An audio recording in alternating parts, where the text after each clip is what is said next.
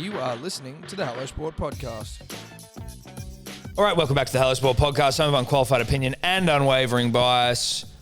Momentous occasion for Eddie and myself. This is the first recording in our brand new studio. Don't film it, Tobler, because we can't put that online because it is still a secret. You're only seeing a very small bit here. We have Tommy Tobler, who's, a month into the gig, killing it, doing great things. But he started filming the new studio, and I was like, hold on a second, motherfucker, don't be giving that away. But we are in the new studio. Eddie, how are you? I'm excellent. It's great to be here, Tom, with an old friend in a new studio. See what I did there? An old friend in a new studio? Yeah, juxtaposition. Look, I've got a way with words. We all know that. I have a pep in my step, punters and dribblers. A couple of reasons why. Obviously, I'm in the new studio. Obviously, that's the case. You know the other reason?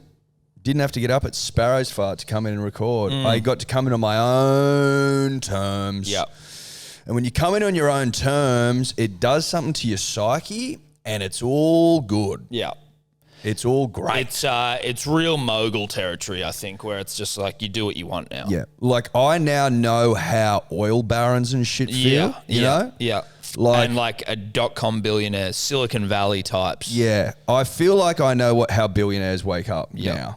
We're basically crypto billionaires without the billions, technically, but... Look, I don't have the billions, and I'm not saying I've got the billions. I'm not pretending to have them. I'm merely saying I now know how billionaires feel when they wake up. Because they wake up on their own terms. Yeah. Now, they might choose to get up at 4 a.m, like, you know, The Rock, and I'm a CEO, and I want to go for a run. I'm Mark and Wahlberg, shit. and I get up at 1 a.m. Yeah. It's like, cool, dude. Cool, dude. You know what we do? Sure. We just get up at a reasonable hour, and we roll in at a reasonable time, Exactly. and we just talk about reasonable things as reasonable gentlemen do. Going to bed at 4 p.m. doesn't really suit my lifestyle. No. So I don't know why I do that. No. Mark Wahlberg I'm flexing on you because I get up at 1 a.m. Cool, Mark Wahlberg. I don't care, Mark Wahlberg. You get as much sleep as everyone else. You've just moved the hours around in the day to make yourself seem special. You're not special, bro. You know what, dude? You could actually you could make the argument Mark Wahlberg's lazy as fuck going to bed at 4 p.m. Dude, Mark is the laziest guy out there. Like, don't be fooled. I get up at 1 a.m. Yeah, but you go to bed at 4 p.m. Who goes to bed at 4 p.m. and then starts trying to claim that as a win? Maybe you have chronic fatigue. Maybe you're going too hard, dude. No one should be going to sleep at 4 p.m. unless you're a shift worker. Exactly. And you're not a shift worker because you're rich as fuck and you choose your own hours. Yeah. You chose to try and flex on people by getting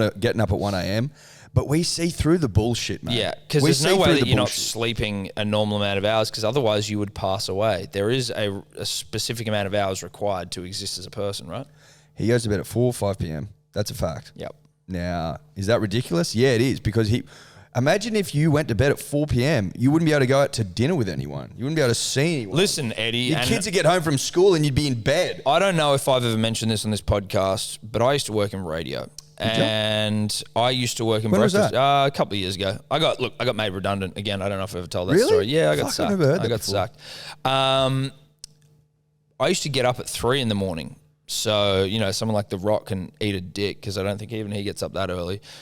But I used to get up at 3 a.m. I was clinically dead by 2 p.m. I was useless and I couldn't do anything. So if Mark Wahlberg is coming down to the markets and trying to sell, I get up at 1 and I'm a normal operating human being, he's one of the great liars all time. And what I would be doing is just having a look at his stall and making sure everything's to code and above board. Because to me, trying to sell that at the market, I get real, like, you know, when you're at the fair and shit, shout out to the plane flying over, hope that gets picked up on the mics.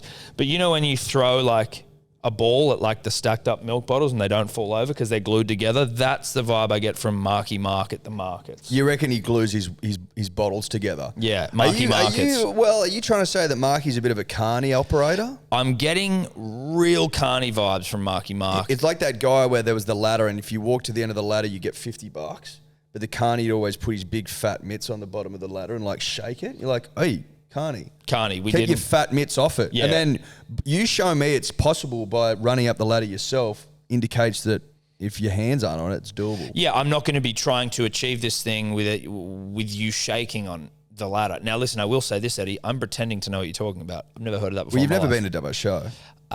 It's a Dubbo Show thing, is it? Well, I think that Is the this- Bundanoon is that show was the- probably a bit lowbrow. Well, bit is this highbrow. the height? That is the height of Dubbo show. Oi, come down to the Dubbo show and try and walk across a ladder with a carny shaking it. Like that's not even a ride. Yeah. You know, it's not even a ride. That's It's part of like Carney Alley. You know where the carnies fucking exist? And They're all and rip you carnies off? there, dude. If you're part of the traveling But show, I'm- you're a carny. I understand that. I mean more around the like win prizes section. Like Yeah, right. That clown mouth section. Yeah, clown, but it gets dodgier than that. But you know what I mean? Yeah. Mate, the Dubbo show is so lowbrow that there is a ghost train ride, right? And me and Ella went on it a couple of years ago. As you do. There was literally nothing to pad this ride. You go into a dark room, there's one skeleton on the way in, and then it's just blackness the whole time. And then these big carnies jump on the thing when you can't see them and start like screaming in your ear. and Right, shit. so it's basically really just gone uncomfortable. a like dark spitting room. on you and shit. Oh. It's basically going to this ride and get carnies to spit on you. Slap you on the back of the head. Exactly, Like, ruffle your hair and shit. I was on a carny ride once. Well, sorry, ghost ride. That was like basically a ride filled with carnies just sort of standing in a room like oohing at you. And one of them tickled the back of my head with like a skeleton glove. Yep. I freaked out, ripped it off, and I had it with me for like the remainder of the. And I was like, Did you give it back? well, Or yeah, you didn't want a I carny dumped glove? it at the entrance the exit. Once I like look, you know, like when you go to a clothing store and it's like you'd bring in the clothes, and then when you leave, like, did you want anything? Like, no. So I came out and was just like, I left this thing on like the counter.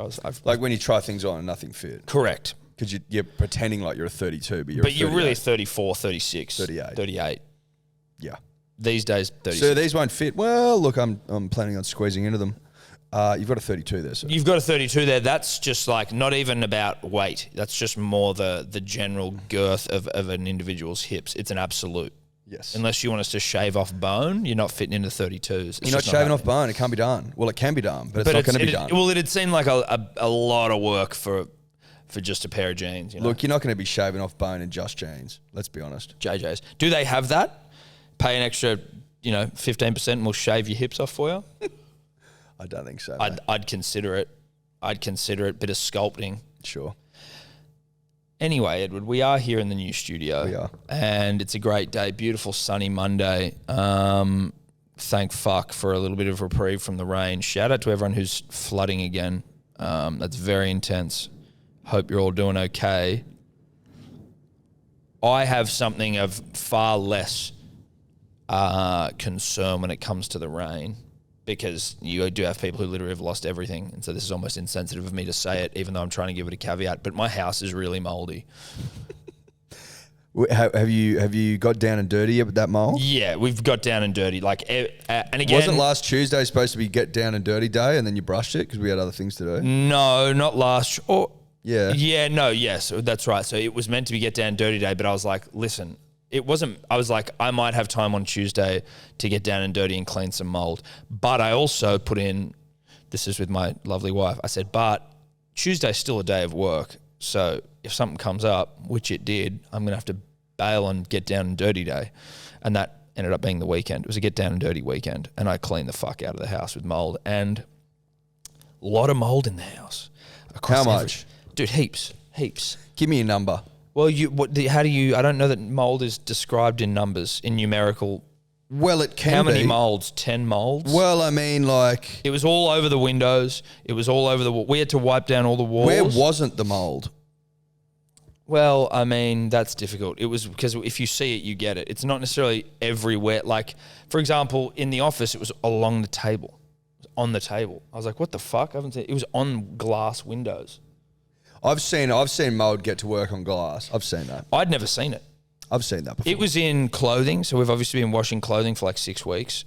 Again, understand people are going through much more hectic shit. I'm just explaining what my weekend was, not asking for sympathy.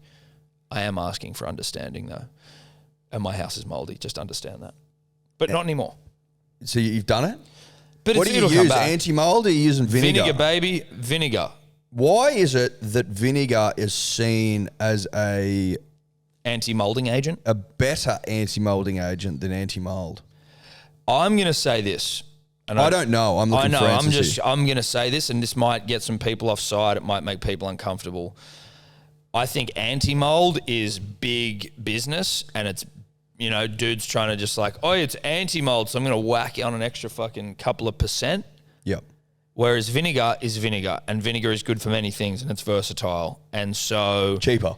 It's cheaper. Is that what you're saying? It's cheaper. It's more versatile. You probably got it in the house. Anti-mold, probably only good for anti-mold, whereas vinegar, Eddie, you can use vinegar to make fucking poached eggs. You can. So you can get rid of mold and poach your eggs Yep. all in one morning. foul swoop. Yeah.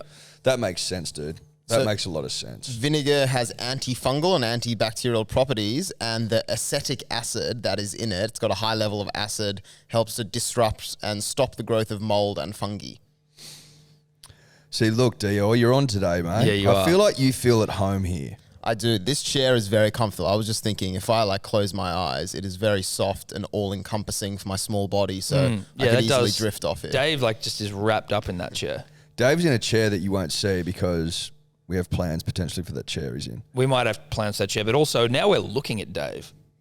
I haven't looked at Dave since the old Batuta studio days. When he used to sit opposite us in the corner. Yeah. Do you remember that? That was Yeah. cute. Do you Good remember times. that? They were I know. early Dave days. They were very early Dave days. That was Dave sort of like coming out of his cocoon, becoming a man. Days. Well, that was us. That was us sort of, we've got this little baby chick and we're just sort of trying to feed it. I was going going to to say we took a little sort of, what do they call it, a little caterpillar and turned him into a little moth.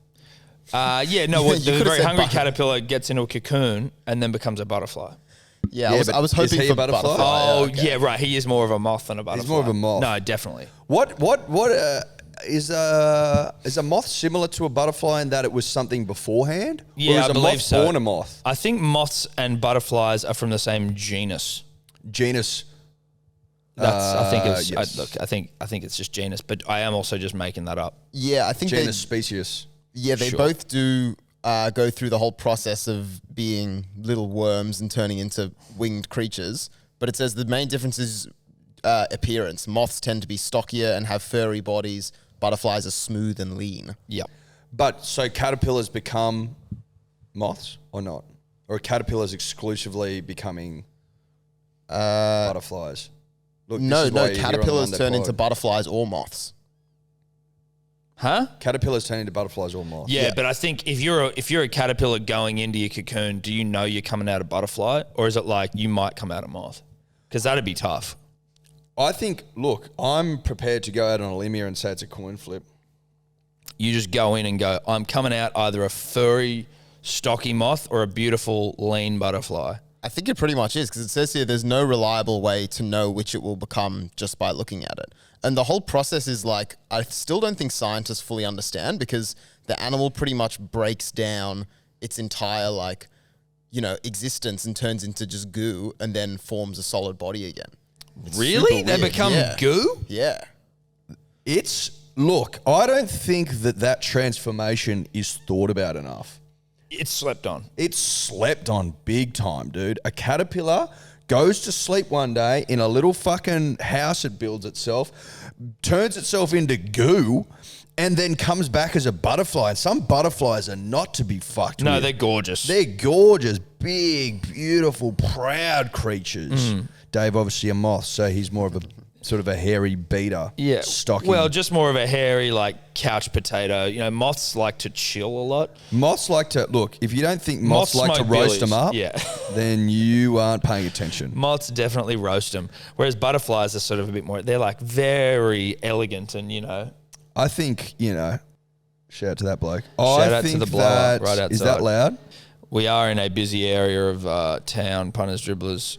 Talking about moths and goo and moths, I think we can comfortably say that we did our dash there with the moth, but we do agree. There is a consensus that the cocoon and everything that goes on inside it is a slept-on physiological masterpiece. Sure. Let's do that. How was your weekend, mate? My weekend was good, mate. Nipped down to Anason, I think. Where? Anason in Barangaroo, Turkish joint. Fucking good feed. Really enjoyable. Turkish food's no joke. It's zero joke, Turkish food. Fucking had a great time. Nipped down there for my auntie's birthday. Shout out to her. And then I took it fairly easy over the weekend, mate, to be honest. I had a few bits and pieces on, a few little family events. Caught up with my sister, et al. I went shopping on Sunday, which is something that I would always be like, no fucking way am I going to Chatswood this weekend to go shopping. Is that motherfucker on the blower again, Eddie? Yeah, he is. He said he was finished. Yeah, he's lying. Now, that sounds like one of the great weekends of all time, Eddie, personally. That sounds like one of the absolute best weekends. And I can tell you what, mine was equal. In that you did absolutely fucking nothing? In that I cleaned the house, as you know, mold does what it does. Both my kids are sick now again, which is great. Evie and Zoe and Evie, shout out to both of them. What do they got now? Just some colds, some run-of-the-mill colds. Rat test negative, yo, get off my back. Got a massage. Why did you go down to Boss at 9 p.m. on a Sunday night? Because when you got two kids, bro, you don't have much time. And so you've got to make time for yourself. And for me... But what were you feeling deep inside you? And again, apologies for that blower. I swear if he keeps going, I will go outside again and get angry. Not physical, because I'm not a physical guy. In fact, I'm a pussy, but I will ask him to stop. Why did I feel like I needed it? I didn't. Steph said, you should go to Boss and get a massage. And I went, you know what?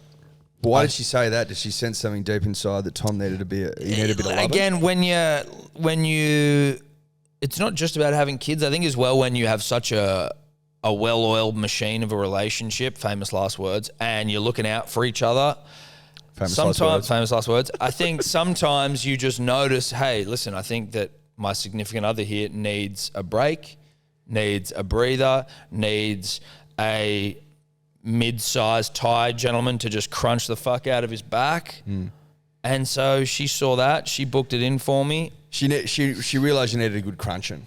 And I did. I went down there. Obviously, as some of you know, I picked the perfect round NRL, never been done before. And I was so confident in the result that I went, fuck it, I'm going to go get a massage while the game's still going. That's how confident I was. And I went down. Boss wasn't available. Disappointing. Wow. Love Boss. Yeah, I know. But this other guy whose name I didn't get, he didn't ask me what sort of pressure I wanted. Usually Boss, very considerate. Boss knows my body. He's like, do you want hard, medium, soft? What do you go with? I go like a medium hard. You know what I mean? I don't want him to come in there and fuck me up. No. But I want it to be hard. A medium hard's pretty hard. It's not too bad. Well, there's a hard in there though. Yeah, there is, but you do want it hard. It's not like I'm coming down there for a hand job.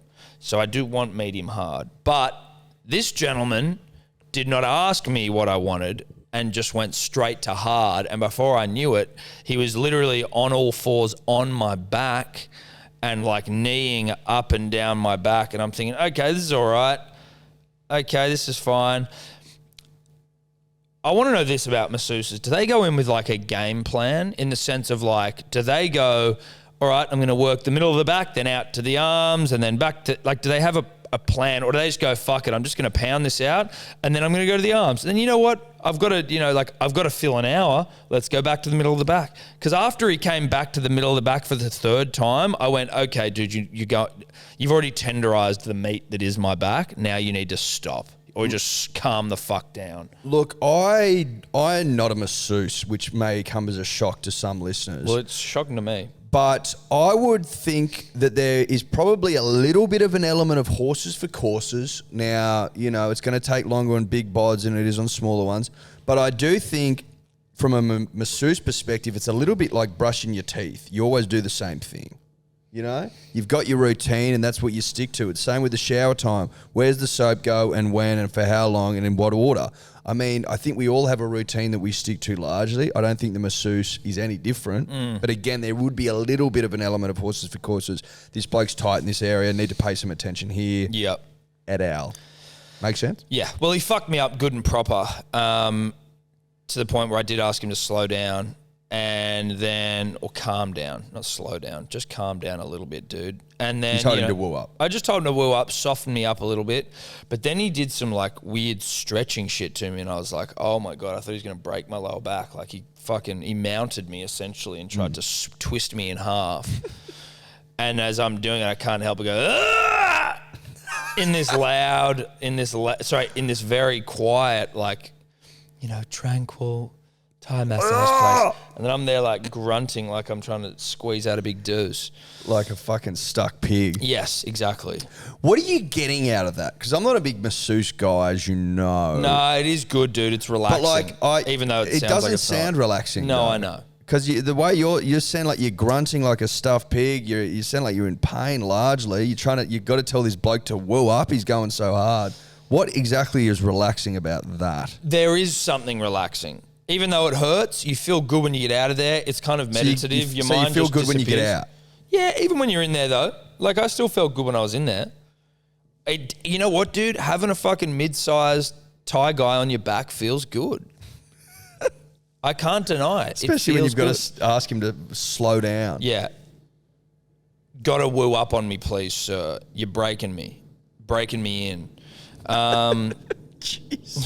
One other thing that I just want to talk about, Eddie, before we get into sport. Yeah, that sounds great, dude. Have you seen that real estate show? Luxe Listings, season 2. Yeah. Have I watched the 3 available episodes that are out and about? You better fucking bet your last dollar I have. Yeah. It's so dribbly. It is I love it. so dribbly. These real estate people, like, take themselves so seriously. And I get there's, like, a lot of money involved and the houses are sick and whatever. But, like, the bit where Gavin, who's the tiny dude. Kevin Rubenstein. The tiny, TRG. Yeah, the tiny real estate group. He gets taken to Ray White's house of Ray White fame. Well, it's not Ray. It's like Ray's fucking grandkids now. But Well, yeah, who's the old they're motherfucker? Whites. Well, the old guy is the grandson of Ray. Right, so this I looked it up. I went to the Ray White website. I'm like, I gotta know who the fucking guys are. Are these actors or are these the real deal? Were they It the was real McCoy? It was the real McCoy, yeah. That scene was so weird. They tried to make it seem like Succession. I was like, dude, you guys sell houses. I get it. They're cool. You've got suits on. You're the tiny real estate group, but you sell houses. I don't know about that. Like the Ray White, like they're billionaires. Yes. So it is like Succession. No. The way. Ray White side of the things is I felt the fact that this guy, that Gavin, the whole thing was cheesy in Yes. the way that it was shot. That's and what like, I mean, It though. was so scripted. Succession, I'm like, Succession shit isn't cheesy. This is Yeah. This is real estate agents who sell houses. Yes, they're billionaires, whatever, but like they're trying to be cool. well, the Whites are. Yeah, exactly. The Whites are, but they're trying to be cool. They're trying to be like they're in this cool reality show. Like Succession people aren't going on reality shows. What I found weird about it was that Still a good show though. they were on it, first and foremost. I completely agree with you. But like the way it was shot and the way that it was cut and the way that they were clearly uncomfortable because they didn't seem comfortable on camera. No, right? but see, I think that is just. I feel like So what are you trying to say? You trying to say that you reckon the Whites wanted to go on it for clout? I don't think the Whites needed to go on a real estate show in Australia. I completely agree. Right. So outside I'm just trying to get of, your train of thought. Yeah, I'm saying outside of wanting to be on TV, Why'd they go on it? why would you go on it, right? Yeah, so what's the in it for fact you? So the fact that these billionaires want to go on Luxe Listings Australia, to me, says that they're all Magoo. And I'm not saying all real estate agents are, but the ones who do that sort of shit. Did you know how watery everyone's eyes were? Yes, dude. We kept I was saying like, that. are they crying? Why are they crying? No, it was just every time they'd cut to that old guy, it was like his eyes are Was watering. he staring into the sun? What is was going on? Why is everyone's eyes? But no, I think that the awkwardness that you're speaking to is just all done in editing. I feel like when you're reality shows care so little about actually trying to edit together a believable conversational like back and forth that they just are chopping and changing.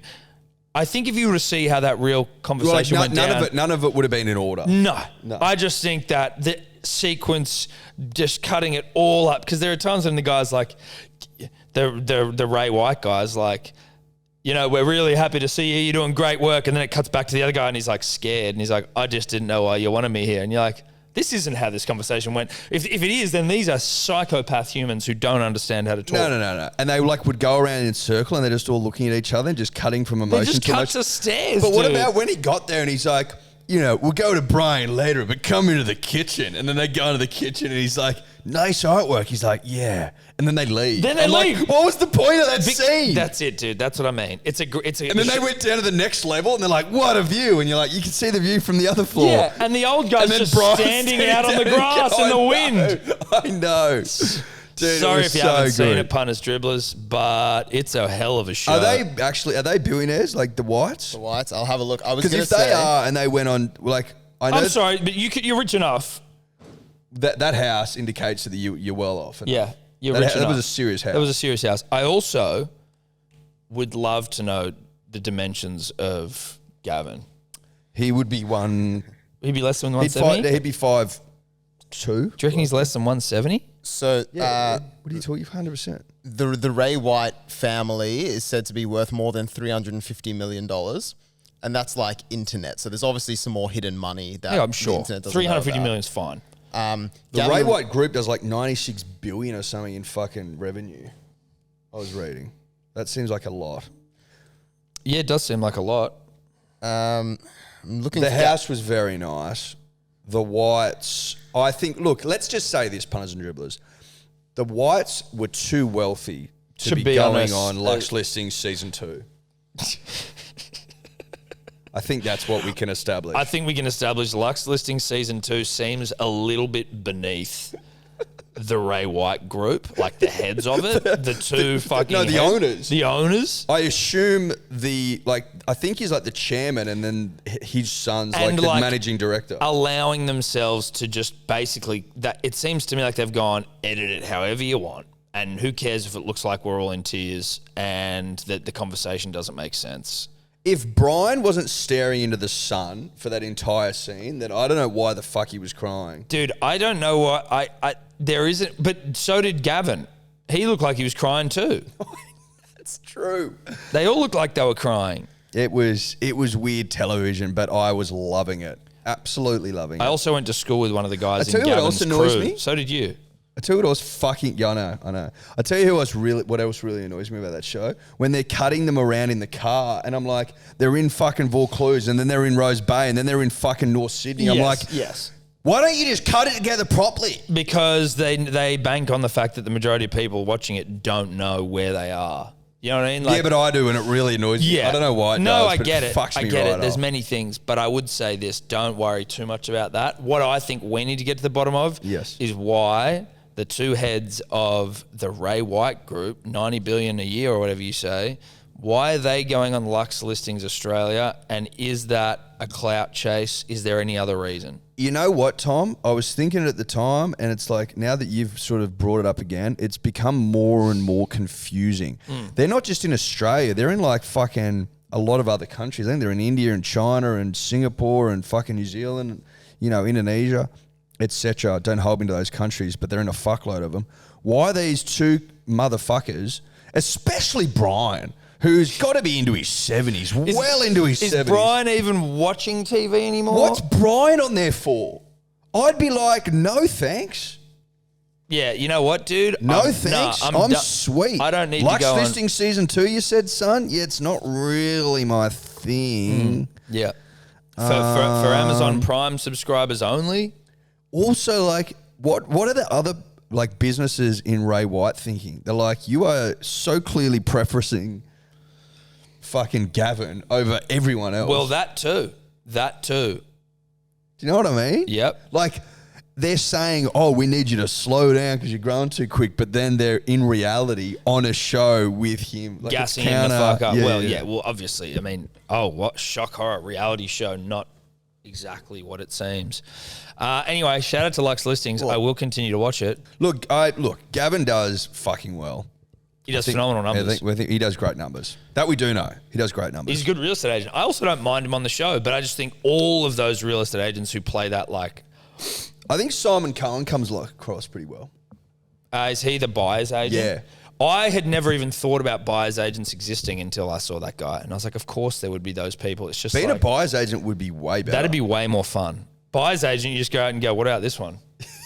Oh, yeah, what about this one? I'm pretty sure they make similar commission. Dude, buyer's agent is a ridiculous job. Hey, you're really rich and you need a house? Let me look for you. Yeah, I'll look for you. And then I'll take commission. Sorry, I just got to drive around and look at mansions all day. Sorry. I also like the chick, Delane. Yeah, Delene? Yeah, Delina? Delaney. Delilah? It's good, though. What She's about good. the $18 million fucking penthouse in St. Leonard's? I'm like, who in their right fucking mind would spend $18 million on a penthouse in St. Leonard's? Yeah, that seems bizarre. That is the weirdest thing I've ever heard of in my life. Again, if you haven't seen Luxe Listing, then this last 10 minutes probably hasn't made a lot of sense to you, but that doesn't matter. This is what it's about for us.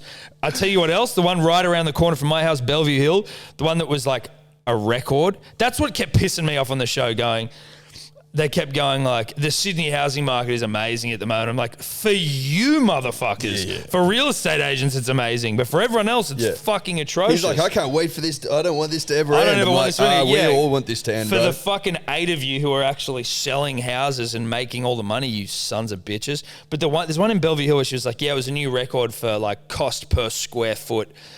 The house that they showed that it used to be was gorgeous. It was like a lovely old home turned into... It looks like a fucking weird, modern, like spaceship, eggshell fuck. It was just they've ruined disgraceful. it. And it's right next to a main road. And school crossings. And we drive past it every day. We're like, excuse me, 18 million for this pile of shit? No, it was 20. Sorry, it was 24. Mate. Look. World's gone fucking mad. Shout out to Luxe Listings. Shout out to Luxe Listings, which we'll probably be giving updates on every week from here on in. 100%. Make your peace with it, punters, dribblers. Start watching it so you can follow along. Shout out to Gavin Rubenstein and the tiny Rubenstein group. Tom, are you taking your health seriously, big fella? I am, Eddie, and I'll tell you how I am and why I am. It's because of pilot.com.au, Pilot Health. Now, listen, I am now a Pilot customer. Obviously, they support the show, but I have signed up to Pilot for my own online health journey. Good man. Now, why don't we all, as punters and dribblers, set ourselves a bit of a goal? If you're not on Pilot, if you're not taking your health seriously, why don't we draw a line in the goddamn sand? Call it Easter. Let's make it Easter. Are you going to start taking yourself seriously by Easter? Because you bloody want to. Yeah. Because, mate, if you don't do it by Easter, then what? Well, then it's middle of the year, and then the year's over, and you've wasted a whole goddamn year, and your body's hating you for it. That's right. Now, listen, promo codes for the punter and the dribbler. You go to pilot.com.au/hello sport. Promo code is dribblers. You're going to get your first doctor's consult for free. That is just a great and easy way for you to get your health going. You may not need it right now. I'm not saying you got to go do it right now, but if and when you decide to take your health seriously, Easter, then Pilot's the place to do it, and the promo code is dribblers, and you're going to get your first doctor's consult for free. You know who started taking their health seriously around Easter, Eddie? Little guy by the name of Jesus Christ. So if it's good enough for him, it's good enough for us. Correct. Now, it's discreet, it's easy, it's hassle-free. Pilot.com.au/hello sport. The code is dribblers. Make smart decisions. Do it for Jesus. Do it for Easter. Do it for yourself. Now, whenever we talk rugby league on the show, it is thanks to our good friends at KO. Watch all rugby league on KO live and ad-free during play. That's live and ad-free and uninterrupted during play. Now, Eddie. Let's go. Eddie, I don't know if you've been paying attention. Obviously, it's been a great weekend of rugby league, of sport generally. For those of you unaware, I did pick a perfect round. That's all 8 games tipped correctly. Not what we're here to talk about. What was that paying? 19 something. What'd mine pay?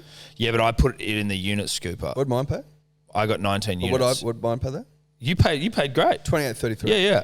Give me some. Thanks. That'll give you about 4 units on about it. No, 28.33. It'll give you like 4 units. I'm getting like 19 units. Not the point though. What is the point?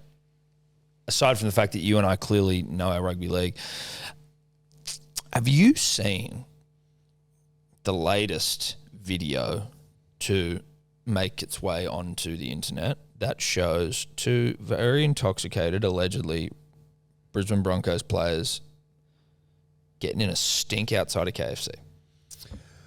Look, I've seen the video. I didn't realise it was a KFC. That's a nice cherry on top of the yarn. Yeah. I think that as a community, even if it wasn't publicly acknowledged, we have been crying out for another rugby league scandal. Just because they're so palatable.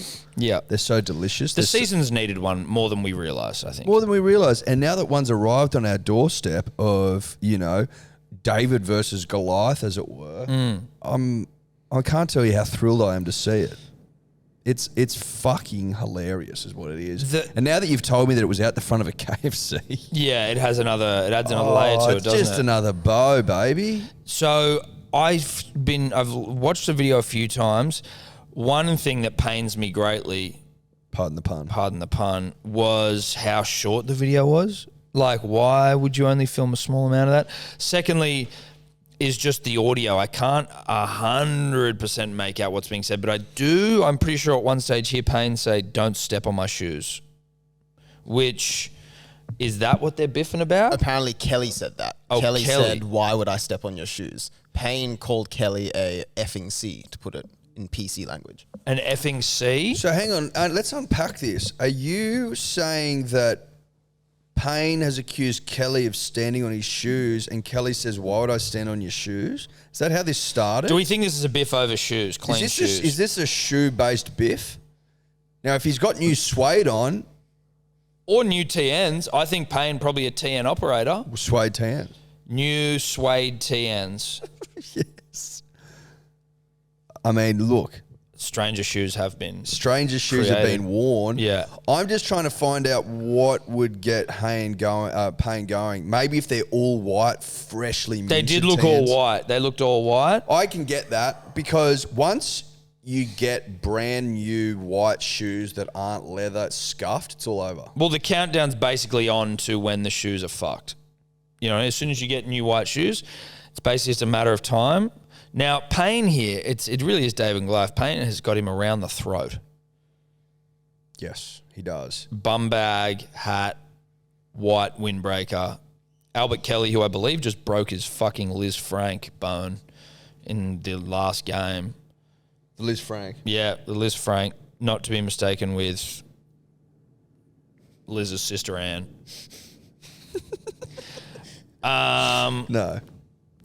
Nothing to do with Anne. Nothing to do with Anne. I don't know what the fuck to make of this whole thing. It's grainy footage. You can, if you listen carefully, almost hear Albert Kelly. Like if you were to get choked and you start going like, "Ah." I feel like you can hear that in Albert Kelly when Payne like throws him. You reckon you can... Yeah. Look, couple of things. First and foremost, if you're going to film this, why wouldn't you film longer? You've gone to the effort of getting the camera out and going the big lift. Commit to it. Oh, this is longer than I've seen. No, it just keeps replaying.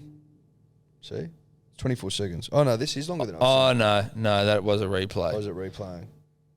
It might just be looped. Yeah, it is looped. Fox Sports do loop their videos from time to time. But look, I mean, this is tough for the Broncos who started off... Who have the Broncos beaten this year? It's been nobody's, right? They beat the Bulldogs and... Well, they only won one game or they won two? No, they won the first two. Bulldogs and Cowboys? Baby Rabbits first round, 11-4. Oh, that's right. They beat the Rabbitohs, a Latrell-less Rabbitohs. Then they beat the Dogs. And they beat the Dogs. Then everyone thinks that they're about to win the comp. And then reality sets in and they lose They three come on the crashing back trot. to earth. And now you've got a Payne Haas, a real Goliath figure, fighting David in Albert Kelly out the front of a KFC over what we can only determine to be scuffed shoes. I mean, not exactly what Kevy'd be looking for. I ask myself this, Tom, and I'm only coming from the perspective of a guy who doesn't know what the fuck he's talking about. And I think that we can all agree that outside of my ability to tip games so well that, I'm drowning in units, I don't know what I'm talking about. But for how long can the old 1990s, 2000s stalwart of Broncos players defend Kevy for? Before people just start going, can this guy coach? Well, look, I mean, he has got him 2 wins this year and And then look good after that. Yeah, and he did play in a great era of rugby league. Which counts for something. Yes. I don't think we necessarily can blame Kevy for pain. I'm not blaming him for this. Pain of has form fame, of has threatened cops fame, and Albert Kelly of maybe has more form than pain fame. In fact, not maybe, does. I think he's been kicked out of the NRL, and then he's been over in the Super League, and he's ripped and teared over there. Now he's back. I don't know. The Broncos have re-signed Kevy for 2023. So I'm not coming from it from that perspective. Leave this aside. Okay. Payne of likes to throw down fame and Kelly of exactly the same fame. I'm not talking about that. Okay, you're talking about Kevy generally. I'm just talking about them and the predicament they find themselves in after 2 good wins. They've walked out into 2 pretty shit losses. Shit losses. Who do they lose to? The Cowboys and Warriors. Cowboys and the Warriors. And to be fair, their next 6 games, they've got Roosters, then Panthers. Loss. Then they've got the Bulldogs. Loss. Then they've got Sharks, Loss. Bunnies, Manly. Loss. So they've Loss. feasibly only got, at best, 1 win in 6 games. So they're going to be Look, they 3 should beat the and... Dogs, realistically. How many? That's it. 3 and fucking how many? 1 and 7, maybe? No, it'll be 1 in 5 for their next 6, which will make it 3 and 7. Not good. Not good. Like, they needed to beat the Cowboys instead of losing by 30 points. And they needed to beat the Warriors instead of getting tailed up. Did they get tailed up? Can't remember. 20-6. No, yeah, they only just lost to the Warriors. I tipped the Warriors because I got a perfect round. I tipped them as well. I fell asleep during that game. No surprises why. I didn't watch it, but I did tip a perfect round. I mean, I don't know what to make of this. What do? They get fined? Probably. You don't suspend them for a bit of a KFC biff, do you? That's kind of rugby league. As far as the scandals go, it's not that bad. It just sort of, if the Broncos are winning every game, no one would give a shit. But because the Broncos don't win a lot of games, this will be turned into like the culture at the club. Well, that's what it will be turned into. I think people still would have cared that 2 teammates are fighting in a KFC, but Yeah. they would have cared left if wins were rolling thick and plenty. Now, I just want to know what this was about. Well, because Albert it's stepped fucking on his funny. shoes, dude. That's good. It's got to be it. You can't step on a man's shoes. Not we freshly minted. But white also, TNs. you know, there's probably like, I'm not a shoe guy. I like shoes, but I'm not a TNs guy, right? I wonder whether there's like some sort of cultural thing around the TN where it's like, if you step on another man's TNs, then that is an act of street war. It's like stepping on someone's grave. Correct. But shoes. But shoes, like you really insulted someone. Yes. If you step on my shoes, you insult me, especially if they're new, especially if they're suede. Something to think about, I don't know. Something to think about. Certainly something to think Certainly about. something to think about. We'll be keeping a close eye on this one. Punters and dribblers know that. No. Does it mean that one of them has to leave the club? Is this club not big enough for the 2 of us? Payne obviously looking for $1 million. Albert Kelly probably not getting anywhere near that. Is it like it's him or me, bruh? Well, maybe. As in this town's not big enough for the both of us vibes. I get that. I believe Payne Haas was shopped around to the Bulldogs. Shopped? With his agent, with his manager. $1 million price tag, and was given the big nah brah. From the Dogs? Well, I don't think he. Again, we've been over this last week with Campy. $1 million is a lot of money. A lot of money. A lot of rugby league coin. A lot of rugby league coin.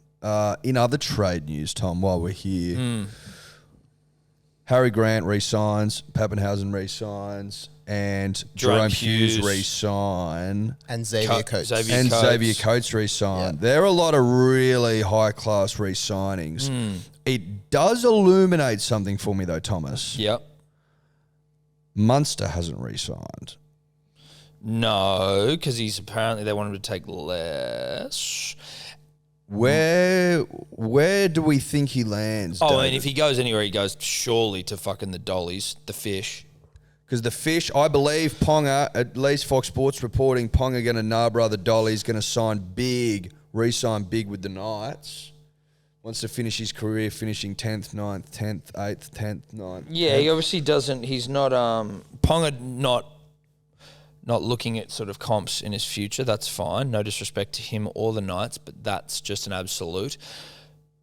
Let me say this before we go any further. We are going to Newcastle this week, so if you're going there to watch the game, we're going to see you there. We're going to be there. Might be getting a stretch limo down to the game. Well, we might be getting one from Sydney all the way to Newcastle. Yes. And then dropping us at the hotel so we can go rip and tear. Yes. What else did I say? What did I say? The game.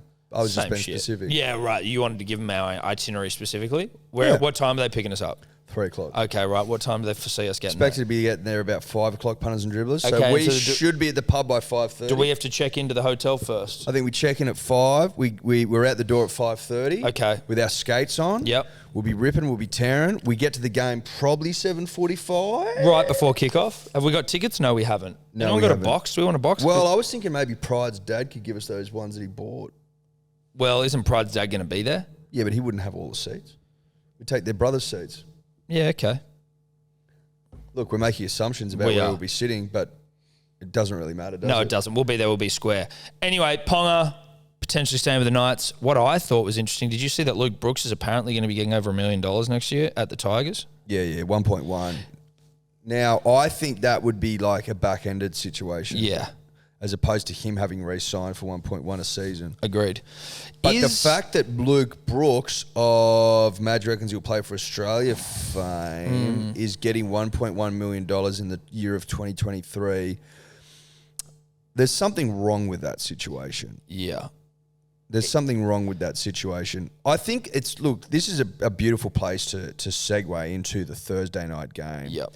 The Titans took on the Tigers. I'm not joking.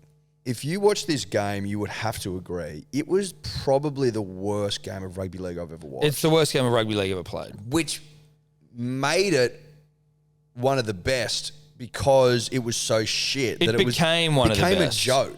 Only as it was getting to the later stages of the game did it then start becoming good because it was like, okay, I want to get through this thing without scoring a try. I just want this to be 6-2 penalty-a-thon, a la rugby union. Is there anything weaker and that sums up the Tigers more than being up 4-2 and taking the 2? It was the most astonishing decision I've ever seen in my entire life. That was the most beater shit I've ever seen. If you're a Tigers fan and you're watching that game, like I don't think there's ever been a more pathetic decision on a football field ever.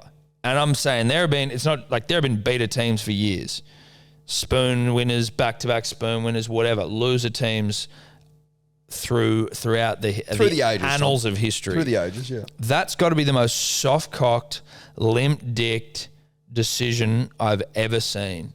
We'll take the 2. It was fucking pathetic. 4-2, all penalties. We'll take the 2, please, sir, to make it 6-2. That was Madge's call, I believe. Now, what are you banking on, Madge? Are you banking on getting another penalty to push it out to 8-2? Are you assuming that no one's going to score a try in this fucking shit show of a But game? like on full time, they score that try. Who put the kick in? It was one of the shittest kicks of all time. Gets lucky, hits the post. It was a shit ass kick. It would have gone. It probably would have gone dead on the full. It was a shocking. horrible kick. And then the guy goes belted, dropped the ball. Spills the seed. Ball comes free. Titans score a try. Ice the game. 8-6. Thanks for coming. Thanks for coming. My tips, perfect round. But like the reality is this: if you are going to play so pathetically, so embarrassingly with a decision like that to go up 6-4 with a penalty, you are inviting disappointment into your life. There's no other way that game could have gone. The moment they took the 2, it was all over for the Tigers. It was all over. It was done. You The couldn't rugby win from league that. gods don't smile favourably upon soft cockery. No, they don't. In fact, they despise soft cockery. It goes against everything they believe. Yep. This is the rugby league gods. Have you heard the saying, fortune favours the brave? Yeah.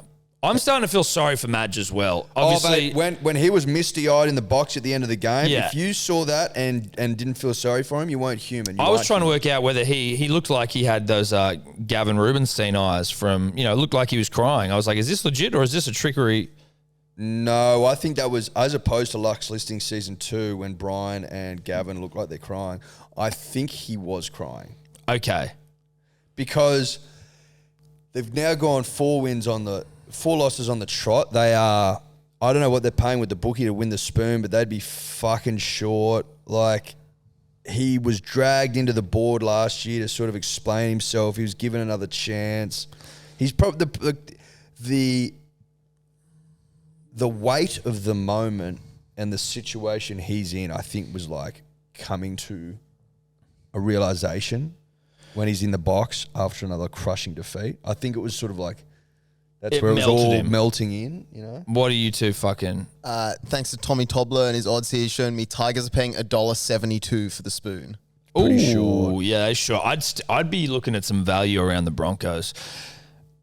What I will say, though, is that with the Tigers, right, they've been so shit for so long. And their side, arguably on paper, does not have a single premiership winning player in there. At least, and what I mean is some of them, like Tamo, has won one, but not a single player in that side will win a premiership almost on current form. At what point... And we say this all the time, like maybe it's not goddamn Madge's fault. He's trying to push shit up a hill. You think it's a cattle problem? It's a cattle problem. It's a back of house problem. It's an everything problem.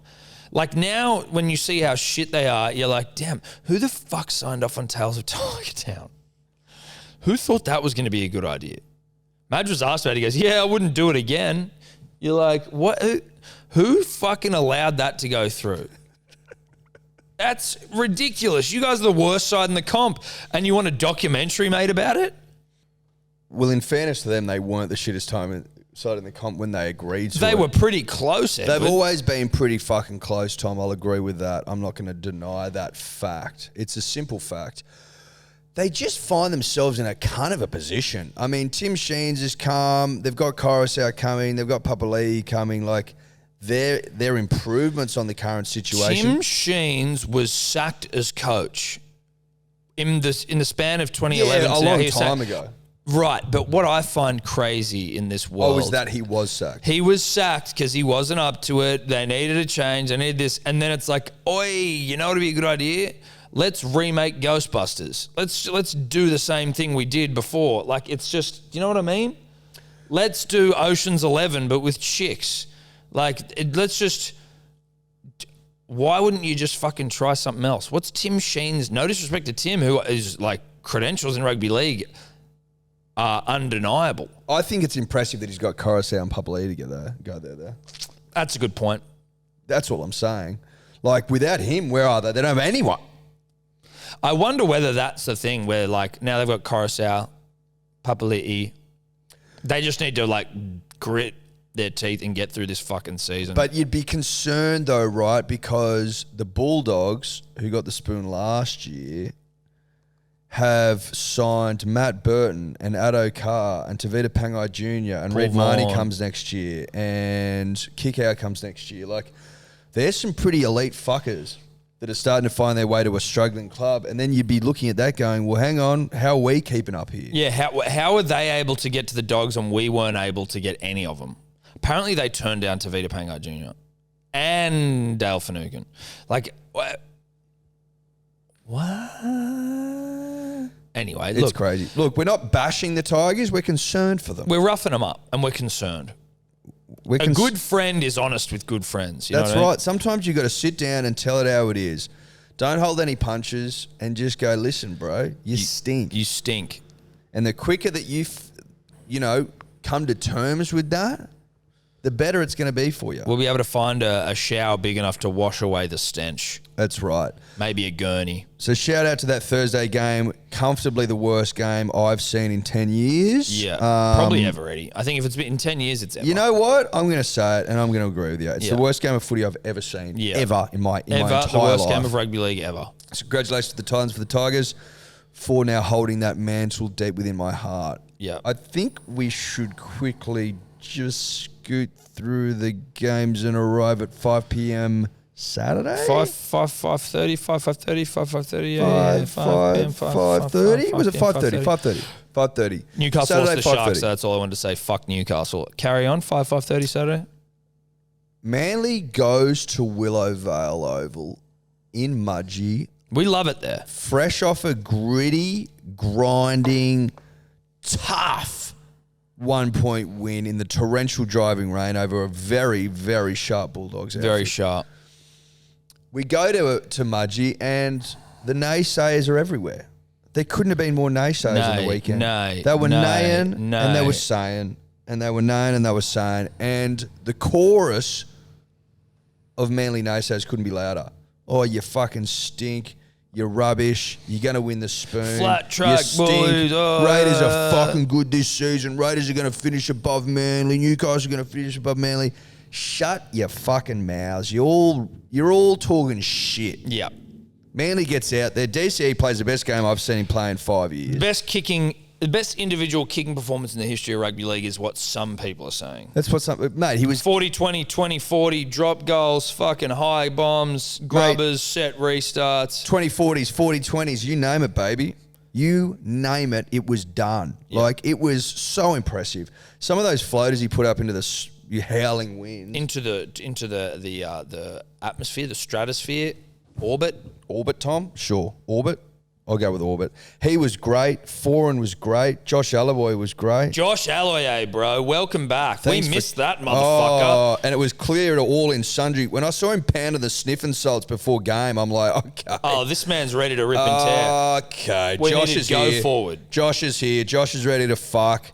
When you see a man pounding sniffing salts into the earth, Yeah. and those things are fucked up, but he's giving it a good old hoove, I'm Yeah. like, okay, this bloke's ready to play rugby league football Bath at the elite salts, level. I think they were. Whatever, dude. He was sniffing them. I think it was salts. bath salts, dude. Whatever. But I think that's. Was that even more impressive? Yeah, it's more impressive, dude. Okay, sure. Bath salts will send most people fucking loopy, not Josh. No. Josh goes, oh yeah, give me some bathies. That gets him back to neutral. Yeah. And then I'm just going to go and run over the top of people. And run over them he did. Kieran Foran looked good. Again, he's touching the football more, Tom, and I like to see it. Now, listen, you and I we get rugby league fame. Obviously, I tipped around. I don't want to go on about it. But you had a 28 what multi on this game?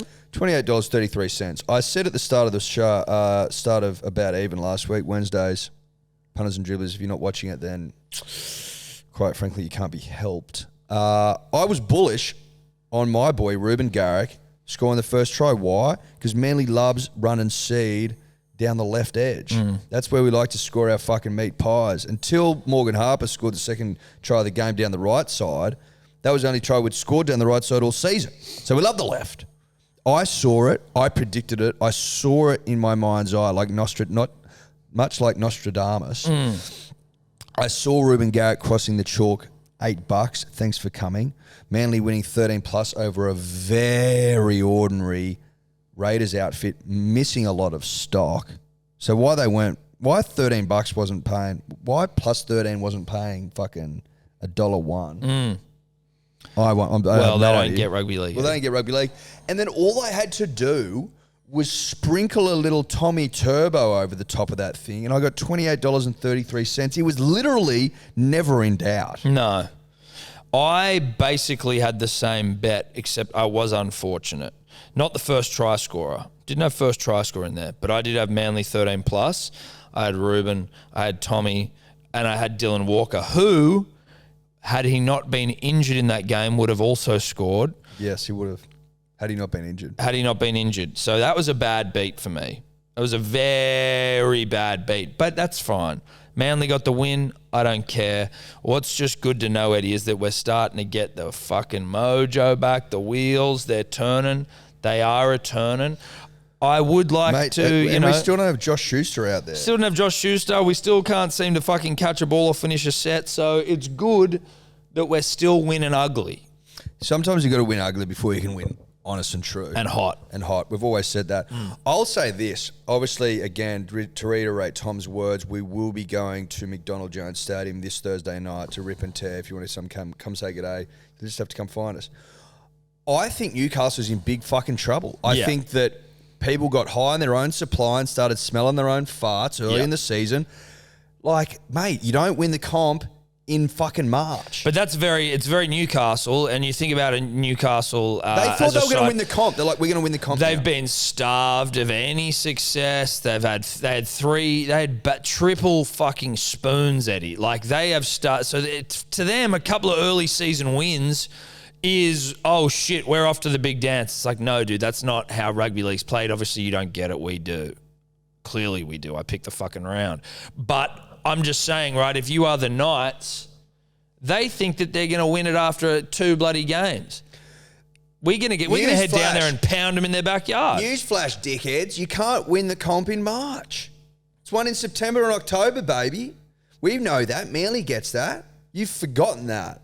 It's been too long between drinks for you guys. You've forgotten when to win comps. Yeah. You don't win them at the start of the year. You guys haven't won a grand final in 20 years. I think you're in big trouble this Thursday night against the resurgent Manly side. Big trouble. Looking for blood in the water. We're going to embarrass you on a Thursday night in your hometown. How's that feel? I feel like I'm talking exclusively to Michael Pride here. I wish he was here so I could just fucking lay him out. Yeah. Because he doesn't get rugby league. No, he doesn't. And I think it annoys him no end that Tom and I get rugby league. Yep. And he doesn't. Well, I think he's always sort of, and for those of you that don't know, Michael Pride, a professional gambler on About Even, number one betting show in the country, in the world. A dear friend. He doesn't handle the fact that he doesn't get rugby league. You know what I mean? He tries to talk himself around and, I get rugby league. He doesn't get rugby league. And that, I think, burns him deep within his soul that he is, I think he's identified as a person who gets rugby league. He then, we sort of, much like we have with Dio Dave, we've sort of taken this, injured little bird from the side of the road and we've nursed him and helped him become like a fully fledged human being. And now he's, getting recognised at every pub in Paddington. He thought that he was a big rugby league guy. Now he realises he's not and he doesn't know how to make sense of who he is. Well, he may well have been a big fish in a small pond. Now he's in the big pond. He's a small fish. And Tiny fish. He's more like a tadpole. He's a Rubenstein fish. Yeah. He needs to come to terms with that on his own time. Yeah. Because I don't have time. No, we don't have time. We've nursed you as far. We got you to the big pond. Yep. Now you got to grow as your own fish. That's right. So shout out to Manly. Manly won 13 plus. Yes, shout out to Manly. I wanted to draw, Tom, your attention, if I may, just quickly to a couple of real standout performers for the weekend. Yep. Eddie's standout performers for the weekend. Eddie's standout performers for the weekend is this segment. Yep. That's what the segment will be called for this week. Yep. And then next week we'll probably forget to do it. Yes, we will. I'm going to start with a guy named Ryan Pappenhausen, who is a terrific young footballer. Tom. Yeah, he is a terrific young footballer. He is a terrific young footballer. He doesn't give a fuck, bruh. He runs with such purpose, it turns me on. He would be, 78 kilos dripping wet? Yeah, I think so. And he just throws his bod into the line with reckless abandon, and I got to tell you, it turns me on. Mm-hmm. I'm comfortable saying, I'll put my hand up. Yeah, fuck yeah, it turns me on. And so it should, Eddie. It should turn you on. That's the thing. It should turn you on. He got that mullet in full flight. He's got that fucking wispy little mo going on, bro. Yeah. No, You know what I mean? mate, he's a performer, and he performed 4 tries against the Dogs, who seem to not be. They were great last week. They were one of the best teams in the comp last week. I don't know if they got players out or something like that. Well, they like a wet track, Tom. Yeah. They like a wet track. Dogs buddy. struggle in dry conditions. Well, you know what? I don't think the Dogs brought their boot polish on the weekend, which is a concern. The other concern I'll have, obviously I don't hold any resentment whatsoever. I'm not bitter whatsoever towards Trent Barrett. I think he's a great bloke. Yeah, sure. Very attractive. That's undeniable. What is up for debate? I think you could debate it. If this was Q&A, you could probably debate it. Right. Can Trent coach? Don't know. I'll take that as a comment. It's a comment. It's a comment. It's a It's a question comment. and it's a comment. My other player for 2 players that stood out and performed really well for me over the weekend and turned me on, you're not going to get this out of me very often, but I'm going to say it because I need to be honest with the punter and the dribbler. Mitch Moses was really fucking hot yesterday. Yep. Mitch Moses was fucking hot yesterday. Those Eels played good. Now, look. Did you see that Bryce Cartwright flick pass? Did I see it? That was horny They rugby showed league. it 5 times and it was fucking, it was still 5 too few. Yeah, no, that was horny rugby league at its absolute horniest. Fuck, it was horny. Out the back. But Mitch read it as well. He knew what was going on. Yeah. He's like, bro, I'm here. I'm ready. I'm ready for this thing. Yeah. I like the Eels. I like them in terms of the way they play. They play a good brand of footy. Now, they won't win the comp, and that's fine, but they do play a great brand of footy. Very watchable. Look, if this isn't evidence that Tom and I are nothing but honest when we talk rugby league football, then me gassing up the Eels should be all the fucking proof you need. Yeah. Mitch Moses was so goddamn Dude, hot Dylan last Brown was good. Dylan Bransell, off the left. I'm like, Dylan was Brown. that Freddie? Dylan Brown was like, oh, where the fuck was this last year, Dill? This is almost like a missing ingredient for the Eels here. Like, Mate, literally thought it was Freddie Fittler when he went off that left through the line. I'm like, oh, damn. That was hot stuff. I haven't seen Dylan looking that hot since he was in the stalls. Let's be honest, though. It's a great point you make about Dylan and his stall work. Maybe he's trying to fucking, recapture that sort of power and ferocity. But what is hotter than a half stepping and going clean through the line? There's not much hotter, Eddie. I can't think of anything that's much hotter than a half just stepping clean through the line and going through for a try. Untouched. But the Eels looking good. Shout out to the Eels. Eels look great. But as always, we must use a little caveat. You don't win comps in March. No, you don't win comps in March. You don't win them in April either. And the Eels don't win comps. If they play like that in September, then maybe you start to say to yourself, is the sun about to explode? Is the sun about to explode and are we all about to die? I'd actually, if they bring that sort of form to September, I'm going to be honest with you, I'm going to get fucking scared. Well, no, I think that's when you start doomsday prepping. You start like, I'm going to go up into the mountains, dude. I'm going to start stockpiling food, cans. I'm going to buy guns, ammunition, bullets, water, and I'm going to start digging a hole up there. But what you need, though, with doomsday prepping is like a shipping container or a couple, and then you need to sink them below the surface. As I said, I'm going to go up there and I'm going to be digging. Yeah, we got to get digging. Well, you know what? It's probably worth just doomsday prepping generally. Sure, but I think we can both acknowledge that you and I won't doomsday prep until we see the Eels ripping and tear in September. Yeah, right. Then I'll be concerned. But the thing is, I'm concerned, Eddie, about having to doomsday prep within a month. We could do it. Look how quickly we turn this place around. Yeah, true. Ready to rock this whole place. On Eddie's two players that he's mentioned here for his lovely segment, Pappenhausen and Mitchell Moses combined scored more points than every losing team this weekend combined. See, look, I'm tapped in. I'm tapped in. I didn't know that coming in here, that my two players to keep an eye on and that really throbbed and got my dick hard this week's segment. I didn't know that. Yeah, what got Eddie hard over the weekend? That was what that segment was. How many points did they score? Pappenhausen got 28 and Moses got 24. I'm pretty sure Pap got almost 200 Supercoach points. Yeah, I think he did. I didn't captain him. I captained Nico because his hair's usually so wet. Oh, he did pretty well. And he only got 44 points. Really let me down. Now, two things in rugby league before I'm prepared to bow rugby league. This is a personal thing. And, unless you've got something else. Back to the Tigers real quick, and I do apologise to do this to them, but did you see that they made Jackson Hastings buy his own flight and accommodation up to Brisbane or the Gold Coast? Yes, I did. How? Well, supposedly they have. Look, this is what I read. So I'm just going to pad your question with the official line. Yeah, the party line. The party line, and then we can discuss the party line. So I read that supposedly if you aren't in the 17 or 19, I suppose, or the fucking playing squad, then their policy is that you don't travel with the side and flights and shit aren't paid for. That's the official policy. That's just a club policy. It's a club policy. So it's not an NRL-wide edict or mandate that you can't fly other players up. I believe it's a club policy clearly to save money. So Tigers don't want to break out the wallet necessarily for their main playmaker to go up and watch the game. Potentially run his eye over the attack or give some fucking help or, what about this? Yeah, look. Where were they flying to Townsville? Gold Coast. Oh, Gold Coast? Look. How much the flight to Gold Coast, Dave? $50. Just get flights to Gold Coast and put it on a Thursday or on a Tuesday. No. Literally, I reckon you could do $50 there, $50 back, $50 for a trundle bed. That's $150. They couldn't afford $150.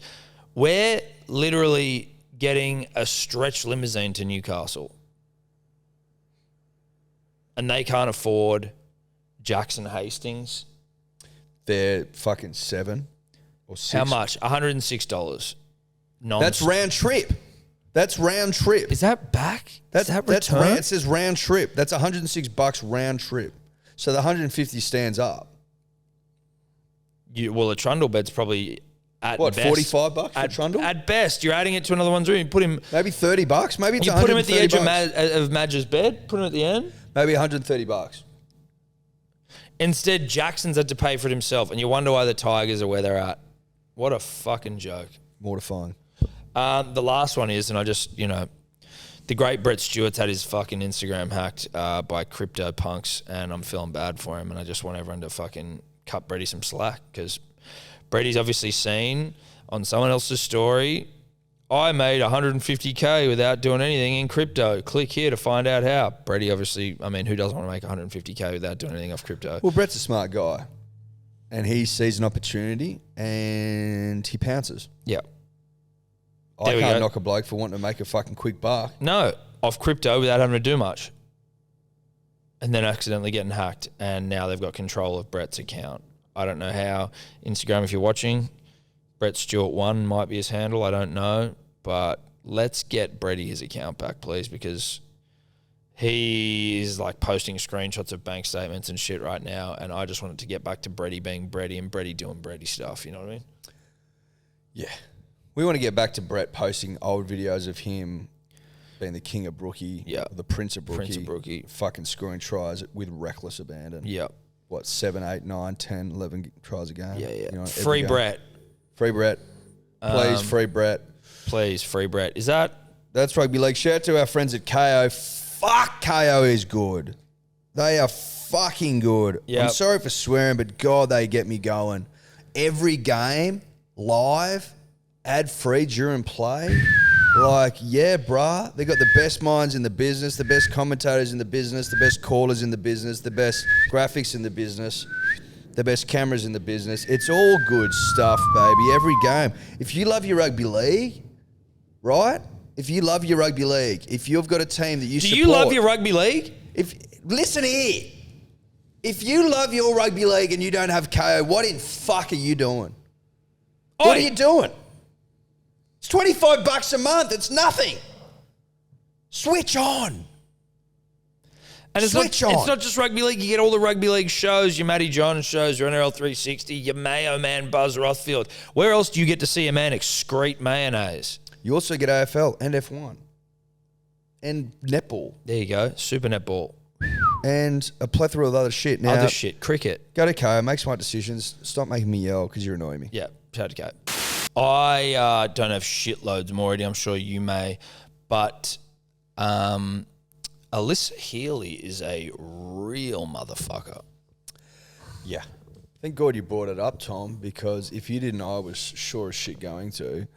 170 off 140, 30 something-ish seeds in a World Cup final is no joke. No, she's a serious bit of gear when it comes to swinging the willow. Dude, there was like ramps, cuts, pulls, slogs. She was throbbing for the nation, and when the nation, when it comes to Cricket World Cup finals, the nation, our history is proud and true and long and hard. And We proud get and it. True. We get it. We get it. We know how to win. Now, if we see a pom in front of us, we're like, whoop, dispose of that. Oh, Whoop, is that a pom? I'm hungry. I'm starving. I'm absolutely ravenous. If you put a pom in front of me, dude, it's all over. Yeah. I'm obviously talking Gobbling a palm. gobbling a pom up. That's what the ladies did yesterday. Fucking dominated. Posted 356. Like, good luck to the English chasing that. They had one. The English had one bright spark, whose name I have intentionally forgotten, who did her best to chase them.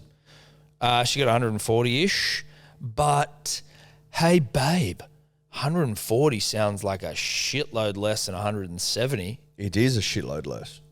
It's a fuckload less. And we also had our other two girls at the top of the order. So Alyssa opened with Rachel Haynes. who got 68. Yep. And then Beth Mooney came in. Beth Mooney, and she got another 62. Yep. How many World Cups has Meg Lanning won now? Have to be a fuckload. Was the last one they won at the MCG when Katy Perry played? Was that the Cricket World Cup? Was No, that the T20? that was T20. Which I'm pretty sure Alyssa Healy fucking dominated as well in that game. But now she has the most runs by any female at a Cricket World Cup to go with her husband, lover, significant other, Mitchell Whiteball Works Stark, who has the most wickets at 27 ever taken at a Cricket World Cup.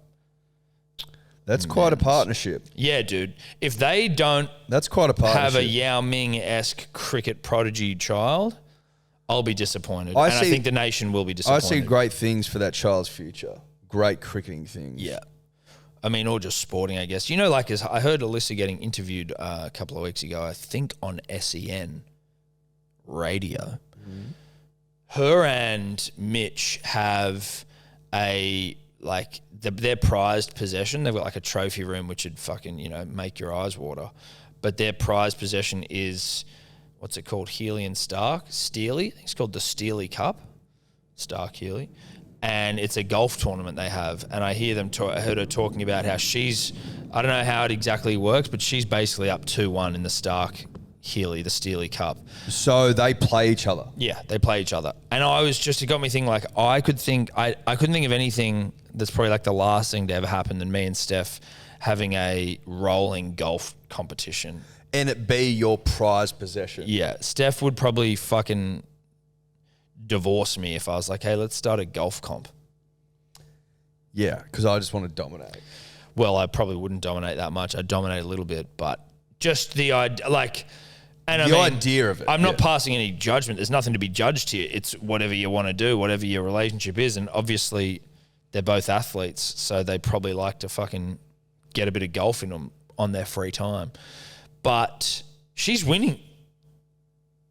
See, that doesn't surprise me. She's out of control talent. She's the batter in the and she's the batter in the family. She's the keeper, hand-eye out of control. Yeah. It makes sense. It certainly makes sense. How many's Meg won, David? I think this is only her second. She won the 2013, and then I think England won the last ODI World Cup. Yuck. Bastards. Because there'd been a bit of a break in between drinks, COVID related, I think. Australia's won quite a few though, haven't we? How many is that now for Australia? I'll tell you in a Women's sec. World Cups. Yeah. Australia has won 1, 2, 3, 4, 5, 6, 7. Yeah. So Sounds about we right. won this. England won 2017. We won 2013. England won 09, and we won 05, and then it goes back more. And then we just won 22. 7 World Cups for Australia. So we've got the most in the men, the most in the women. We got the number one wicket taker in the men. We got the number one run scorer in the women. We're a dominant country. We just beat Pakistan in just beat Pakistan in Test series. Pakistan. Yeah, I know we didn't win the one-day series, but we don't care. Fucking who gives a shit? No one gives it's not a shit. World Cup. It's not a World Cup year. Or was it a T20? Was that 50 overs? No, Yeah, it was it 50 was overs. 50, Yeah, so who gives a shit? Mate, we got another T20 World Cup this year, Which we will win. which we're going to go back to back. So life's good. Life's great. How good's life if you're an Australian cricket fan? Dude, if you're an Australian cricketer, Australian cricket fan, life could not be better. Life is beautiful. Life is beautiful. Life is gorgeous. Life is incredible. Alyssa Healy we've got like some seriously good women's cricketers in the sense of like, oh, well done, Tom. But at some point, someone was probably saying that Elise Perry is the greatest female cricketer of all time. Where does Alyssa Healy sit on that? Where's our bloody skipper Meg Lanning sit there? Beth Mooney ripping and fucking tearing. Do we have like the greatest female cricketers of all time just in this one side? Who was the lady? Apologies for getting her name. She was swinging the fucking thing a mile last night.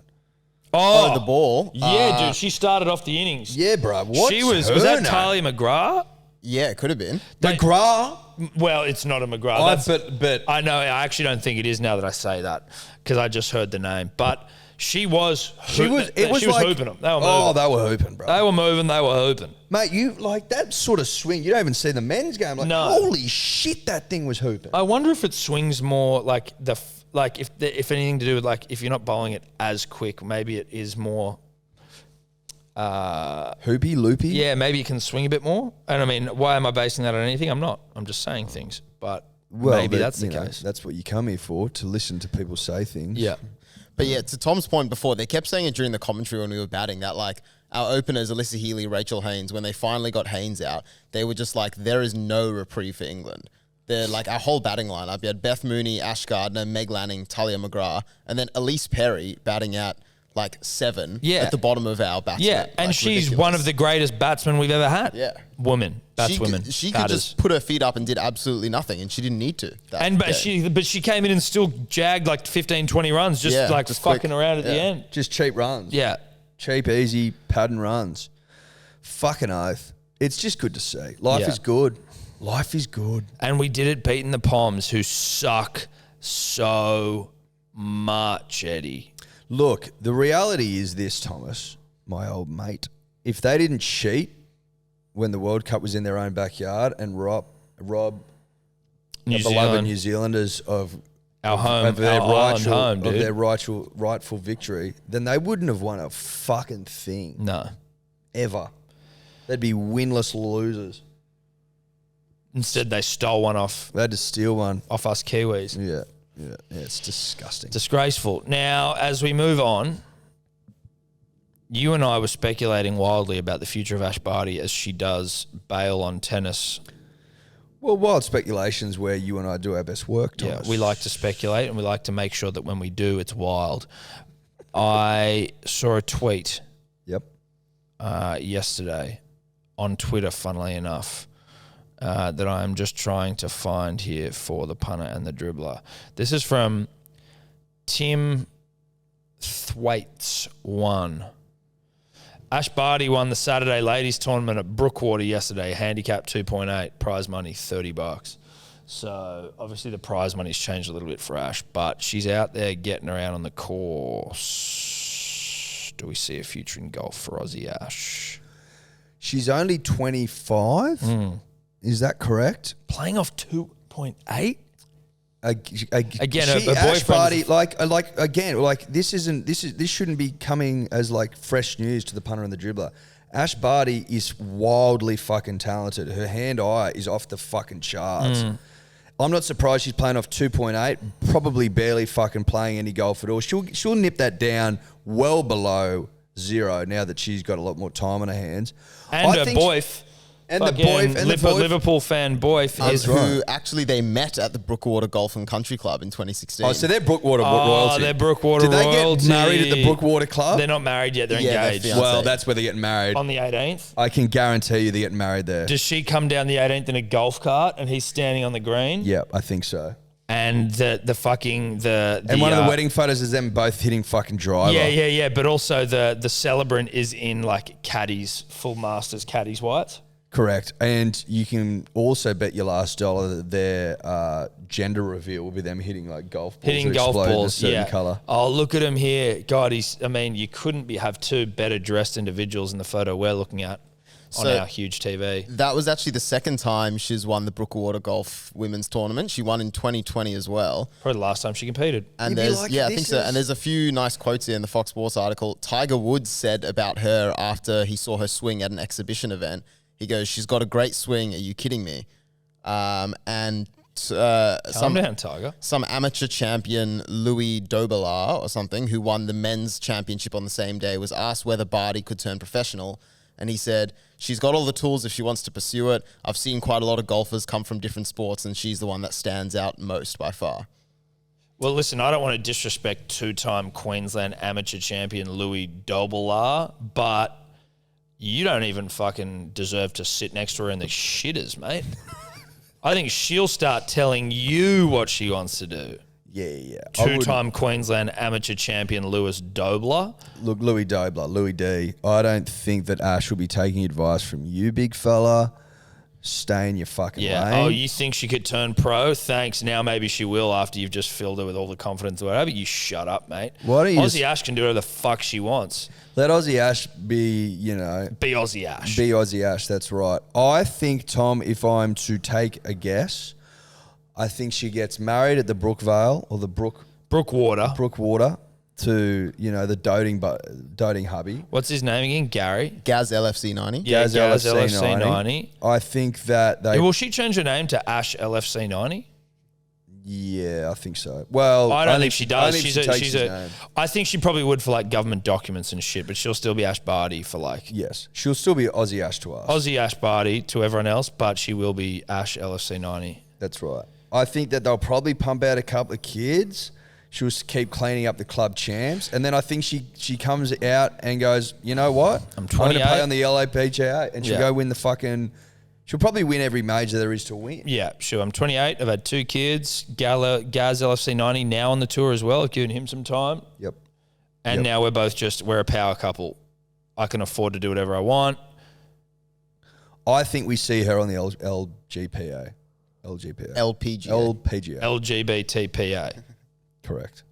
That's where I think we see her in the fullness of time. But for right now, Tom, we just need Aussie Ash to enjoy a bit of quiet time, a bit of downtime. Yep. And then she'll come back. Focus on Gaz better than LFC ever. 90 a little bit as well. I think he needs to, he's. Are you saying he needs to feel loved? Well, I'm just saying that he's followed her around the world. Wimbos, US, French, back here in Australia, all the smaller tournaments. He's followed her around everywhere. Probably flying private, which I think you'd probably get sick of. And now it's time for her to, start bloody carrying the clubs for him. Pay it back. Yep. Agree. Couldn't agree more. Shout out to Aussie Ash. Shout out to Aussie Ash and to Gaz LFC 90. Punters, dribblers, as you may, I fucking hope you're aware, our boy Volkanovski defends his featherweight world title on the weekend against the Korean Zombie. We did a podcast with Volkanovski. It's going to be dropping this week. Short, sharp, 30-minute, half hour of power. Half hour of power with one of the greatest Australians living. We'll drop that probably either Tuesday or first thing Wednesday morning. Possibly Tuesday night. Possibly Tuesday night, first thing Wednesday morning. You'll just keep your eyes peeled. If you're subscribed, you won't have anything to fucking worry about. It'll be on YouTube. It'll be on podcast. It's about drive. It's about power. Now, we're also doing a live stream for it. So keep your eyes peeled. It'll be our first live stream in the new digs. Very excited about it. Every fight. The card's actually fucking hectic, dude. Card's stacked. Can you get the card up, please? It's 6 fights. So the main event, obviously Volkanovski and Korean Zombie for the title. Then in the co-main, you've got Piotr Jan and Aljamain Sterling for the bantamweight title, which is a rematch because the last time they fought, Piotr Jan got disqualified for fucking kneeing him in the head. So basically, Piotr Jan was the champion, kneed Sterling in the head. Sterling couldn't continue. He kneed him in the head while he was on the ground. You can't do that. He then couldn't continue, so by default was given the title, which everyone's kind of like, that's lame, but it is what it is. The fucking co-main, which isn't a co-main, is probably outside of Volk, it's the fight I'm looking forward to almost for the whole year. Hamzat Chimaev versus Gilbert Burns. Gilbert Burns is an absolute weapon, has fought for the title before. Actually, if you watch the fight, he was fighting Kamaru. Had Kamaru fucking wobbled early, I think in round 1 or round 2, the most I've seen Kamaru in trouble. He's a Brazilian Jiu-Jitsu black belt. Number 2 contender in the world. So he's a motherfucker. And he's coming up against Hamzat Chimaev, who is got the most hype behind him of anyone in the UFC right now. He's had 4 fights. He's been hit twice. So he's been hit less than he's had fights. Mate, I saw something about significant strikes the other day. It was like 121 to 1. That's his balance. Yeah. That's the ratio. His last fight against Jung Sung Liang, I believe, he basically shoots for a takedown in the first seconds of the fight, picks this guy up and carries him over to the side of the cage where Dana White is sitting, and he's holding him up in one arm and talking to Dana White, and then slams this guy on the ground and continues to talk to Dana White and then chokes the guy out. Anyone who knows anything, which isn't you or I, is like, this guy is fucking impressive. The real deal. Incredible. He's never really lost to anyone in the gym. Like, he's a psycho. Well, he's 11th in the world currently. Yeah, Gilbert he hasn't Burns fought is second. anyone. Yeah, Gilbert Burns is second. He's like $1.15 favourite. Yeah, this is the real test, though, because everyone he's been put up against, he's absolutely mauled. But to be that short a favourite says everything you need to know. Yeah, but I also find when it comes to favourites, though, as well, favouritism can be hype. You know, like, because it is representative of the betting, right? To a degree. But also, like, the betting agencies need to price in. They need to set a price where they're not going to get mauled to Yes, death, you know true. what I mean? No, agreed. But it's just the first real test. But it's the main. It's like, it's a fucking fight you want to watch. You want to watch this guy. He's also the sort of guy where, like, you know, you might have only found out about Conor McGregor after he beat Aldo. And there was a whole part of Conor's career before he beat Aldo that was fucking awesome, and it was interesting, and it was you get to be part of the rise. Mm-hmm. I think it's the sooner you can start paying attention to Khamzat Chimaev, the better, so that you can be a part of the fucking rise. Great point. But the best way to watch it is obviously, to buy the fight on KO. Yeah. But to also watch our live stream. Well, you watch the live stream. You have two screens rocking and rolling. Yeah, you have the live stream on you have the live stream on your laptop or on the TV, and then vice versa for the other one. That's what you do. That's how you do it. But also, like, mate, it's a great way to watch them. Like, you can go to the pub and watch it, sure, but you and I, Eddie, we love nothing more than getting the boys around, whacking it up on the TV, ripping and tearing, which is what we'll be doing. Kempy of Bloke in a Bar fame, of Broncos fan fame, of Underhooks fame. Underhooks, double Underhook ground and pound fame. He'll be with us watching. So, yeah, you don't want to miss that one. Also, Kelvin Gastelum fighting some guy. Kelvin Gastelum did push Stylebender in their title fight more than I think you've ever seen anyone push him. Anyway, that's MMA. Are we doing dribbles? Let's dribble, baby. Let's dribble. Hey boys, just a bit of a brushes with lame here. Growing up, my family doctor, like my grandparents, my whole family, my auntie and uncle, our doctor was Buzz Rothfield's father. And I can confirm Dr. Rothfield also enjoyed mayo. Cheers, see you soon. It's great to have that confirmed. Yeah, it would have been my suspicion. I certainly suspected it, Tom. Yeah. But to have it validated... That's good. That's good stuff. That's a great way to kick the dribbles off. Shout out to that guy and shout out to Buzz Rothfield Sr. The original dribbler. Yeah, senior. Tom, Eddie, Dio, Dave, it's the international dribbler here. In 2019, I had the privilege to watch the former world number one Ash Barty play at the US Open, and being the only Australian in the crowd who was wearing an Australian flag, because apparently in the US Open you're not allowed to wear any flags, which I did not know at the time. I managed to sneak myself in with my friends into Ash Barty's box, and just commenting on the podcast a week ago or 2 weeks ago, I can confirm that her fiance, Gaz LFC19, was wearing a Liverpool hat at the time, and is also literally a classic dribbler. After Ash won, we got to go up to them and say congratulations, nicest bloke in the world, and Ash Barty came up to us and said, thanks so much for supporting me, and yeah, it was awesome. She's going to be missed in the world of tennis. Just thought I'd share those stories. Thanks, boys. Great content. See you later. Bye. Great yarn there, Eddie. I will say, when he started off with his name as the international dribbler, I couldn't escape the fact that his accent sounded like he definitely spent a large portion of his youth at an international school. He did have international school vibes. We could be incorrect there, but generally speaking, Tom and I are always correct. Yeah.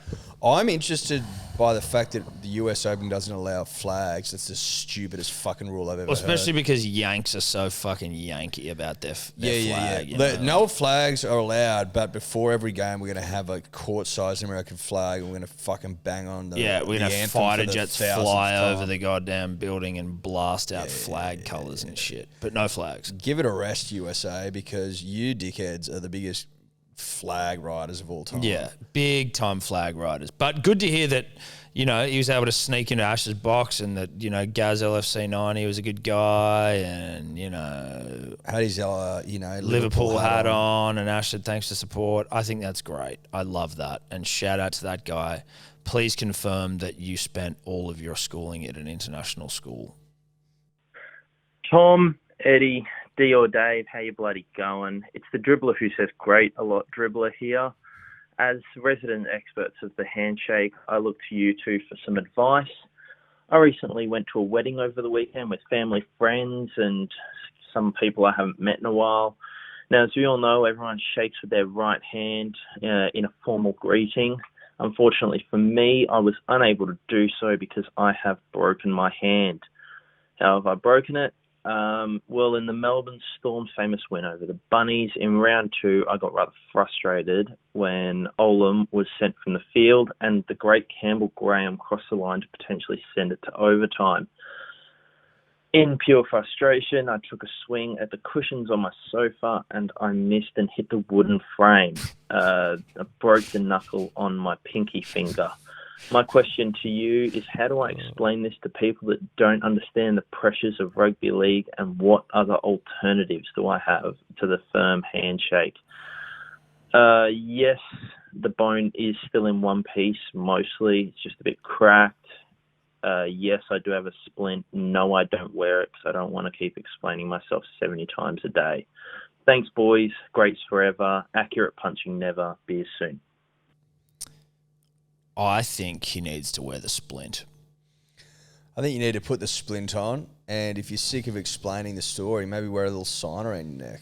That's not a bad idea. Something for people to read, Yeah. like a over exaggerated Like the name guy card. the guy who offers free hugs. Yeah, the free hugs guy. But just what you said to us, write that on your chest, and if Yeah. anyone asks you, just point at it. Point at it, and go- then. But also the art of the shaking hand with the other hand, there is a way to do it. And I tell you what it is, Eddie. If I've got the broken hand, let's sit up here. You're going to have to go to YouTube if you want to see this one, punters and dribblers. So if I've got the broken hand here and you come to shake my hand in a conventional handshake, come and do it. How you doing? I'm never going to go for a left-handed handshake. I just have to go, yeah, my hand's fucked. And you just shake it like that. You just take it. Yeah. You take it. So give me it again. Oh, hey, man, sorry, no, my hand's fucked. How'd you fuck it up? Campbell Graham scored. Or Read please the say sign. the sign. Read the sign. I don't want to have to explain myself. Read the sign. Or even have just a QR code on that sign, like they do everywhere now. Just go scan the QR code. It's going to take you to a landing page, and on that page we'll have an explanation as to how I broke my hand. I just don't want to explain it every time. You know? But beforehand, I'm going to need your name, your last name, your email, and your phone number, Yes. and I'm going to sell that data yeah, no, of course I'm going to sell cover the the data. cost of my broken hand. My broken hand. Look, you didn't think you were going to get such a fucking genius idea, did you, bro? Now But you're you into did. data capture. You Yeah. know what I mean? Now you're selling data. Now you're capturing data. Now you're in the data capture and sale business. Didn't think you were, but now you are. You're welcome. You're more than welcome. We will be coming for that 10% commish. Maybe 20%. 25. Penrith are going to win the fucking comp. Does Taylor May have the greatest rat's tail of all time? You be the judge. This is a lick in advance because we're going back to back. Manly never, Penrith forever. Sargo first try scorer forever. See you soon. Let's go. Right. Look, I mean, did I tip that game correctly? Yes, I did, in conjunction with also picking the round. Yep. Tylen May's rat tail's all right. Tell you what, he's not a bad player. He's a great player. Not a bad player, but the rat tail's okay. It's not fucking... I've seen better rat tails. I've seen better ratties in my day, for sure. No disrespect, I've seen better ratties. That's just the way it is.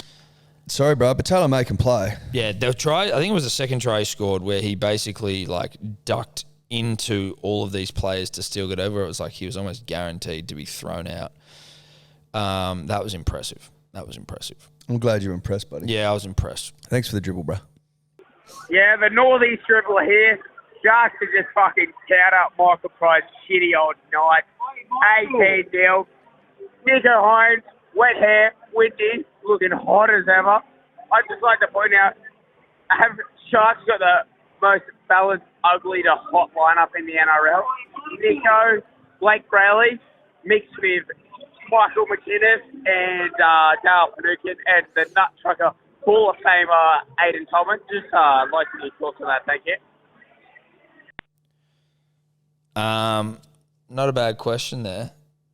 Not a bad question. They've certainly got a great balance of hot and not, which I think is important for any rugby league side. You can't be all hot. No. You can't be all not. You need a bit of hot, you need a bit of not, Tom. I've Yep. always said that. You've have. always said that. Mm-hmm. It's just an old rugby league adage. You got to have some hot and some not. Pretty Braden simple. Trindle, hot. Connor Tracy, could be hot, could be not. Don't know Jason. Jesse Ramian, hot. Don't know you. Don't. Go back up. Cade Dykes. What a name. You've got a Cade into a Dykes with a Y. That's a fucking name and a half. Lachlan Miller, don't know you. Luke Metcalf, hot. Former Manly player. Matt Ikuvalu, hot. Matt Moylan, hot. Harodi, don't know. Nico Hines, hot. Mulatalo, hot. Katoa, hot. Now that's a rat's tail. Katoa's got a ratty. It's even, it might even be too big to call a ratty. Will Kennedy, hot. Tolman, not. Fafita, not. Blake Brayley, hot. ULA, not. Yeah, so it's basically a split. Nakora, hot. McInnes, No. Not. Dale from Fanuka, Nuka, no. Franklin Pele, don't know. Yeah, look, I think you can kind of comfortably say it's a sort of backs forward split. Hot, not. Talakai, I don't know how to say his first name. So Sayosifa. He is a fucking animal. Yeah, dude, he's an absolute He beast. is an animal. He was playing in the centres on the weekend, but he is usually a back rower. You know what He's I a like to refer to? fucking beast. You know what he is, Tom. He's a black and white, cut and dry rugby league handful. Oh, he's a rugby league handful, maybe even two handfuls. We haven't seen a double handful since AFB played for Manly, but certainly if anyone is going to become a rugby league handful, Two hands. it's Talakai. Also, shout out to Mr. Tolman on entering the Nut Trucker Hall of Fame. Really ruffled some feathers on Friday, didn't we, with that Nut Trucker Hall of Fame? I can't remember what the date was on Friday, but certainly got some people fired up there on that Friday, didn't we? But Aiden Tolman, though, 300 games, not one representative game. He's absolutely head and shoulders above everyone in terms of nut truckery. And 3 city country games. And 3 city country games, which we don't count as rep games. And 0.6 tries a year. Yep. And scored in his 300th game. That's nut trucker shit. That's like where everyone laughs at you when you score a try. Usually it's good. People are laughing when he scored. It's this is ridiculous. Fucking absurd. 0.6 tries a year he gets on his 300th game. That's just living. That's good stuff. That's good honest shit. It's good for the soul. So shout out to Aiden Tolman and whatever the fuck that guy said in his dribble. I don't know what he said. No idea what he said. Tom, Eddie, Dio Dave, and Tommy Togler. Stop, man. I come to you in a time of dilemma. Half pissed at the train station. I've had too many to drive home. After a decent crack on the piss, I found myself shoulder deep in a shuffleboard contest in the heart of Brisbane, Fortitude Valley. In the grand final, no doubt. Not only was I a shuffleboard version, but after a ripping slide or a throw, whatever the fuck you call it, I ripped a big come on down to the knees, proposal kind of stuff. But because the shuffleboard table was too high, I feel like I didn't get the full value of my come on. People couldn't really see me behind the table. They see the head, they see the hand, that's about it.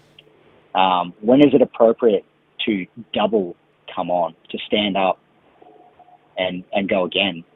Or am I just coming on myself? I appreciate some advice. See you soon.